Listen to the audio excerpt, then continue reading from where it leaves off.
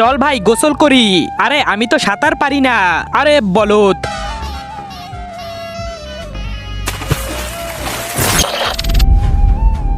আরে আমি কত বড় ছিলাম, ছোট কিভাবে হলাম? আরে ভাই এদিকে এদিকে, নিচে নিচে। আরে ভাই আমি এত ছোট কিভাবে হলাম? আমি বলতেছি যে এই নদীতে গোসল করে সেই এইভাবে ছোট হয়ে যায়, কিন্তু কেন ওটা আমরা জানি না।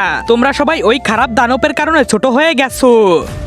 ও অভিশাপ দিয়েছে ওর প্রস্রাব যার উপরে পড়বে সেই ছোট হয়ে যাবে, তাই ও রোজ নদীতে প্রস্রাব করে যাতে লোকজন নামে আর ছোট হয়ে যায়। কোনো তো উপায় আছে ওদের বড় করার। হ্যাঁ, ওর বড় ভাই আমার সাথে আসো। ওই দেখো ওই দানবের বড় ভাই, যদি ওর প্রস্রাব ছিটিয়ে দেওয়া যায় তাহলে ওরা সবাই আগের মতো বড় হয়ে যাবে। ঠিক আছে, আমি নিয়ে আসতেছি। আরে দানব এই নে পানি, আর তাড়াতাড়ি প্রস্রাব কর। আরে আমি পানি তখনই খাই যখন কিছু খাই, তাহলে এই আপেলটা খা। ঠিক আছে। আমি ফল খাই না, আমি মাংস খাই। আ আ আহ ব্যথা। সালা দম থাকলে আমাকে খেয়ে দেখা। দাঁড়াস সালা।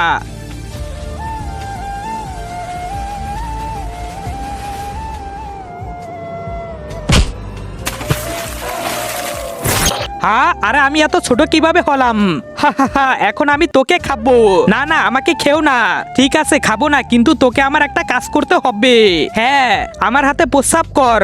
তার আগে মাকে তো আমরা সবাই ভালোবাসি। আজকে দেখি সেই মায়ের জন্য কে কে ভিডিওতে লাইক করে চ্যানেলটি সাবস্ক্রাইব করে দেয়। আসলে আমি দেখতে চাই তুমি মাকে কতটা ভালোবাসো, আর কমেন্ট অবশ্যই আই লাভ ইউ মা লিখে যাবে।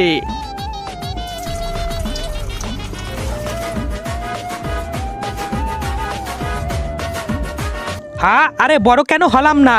হ্যাঁ বাবা, ওরা বড় কেন হলো না? আরে আমি বলেছিলাম দানবের বড় ভাইয়ের প্রস্রাব ছিটালে তোমরা বড় হবে, কিন্তু এ ছেলেটা ওকেও ছোট করে ফেলেছে, তাই তোমরা ছোট দানবের প্রস্রাবে ছোটই রয়ে যাবে।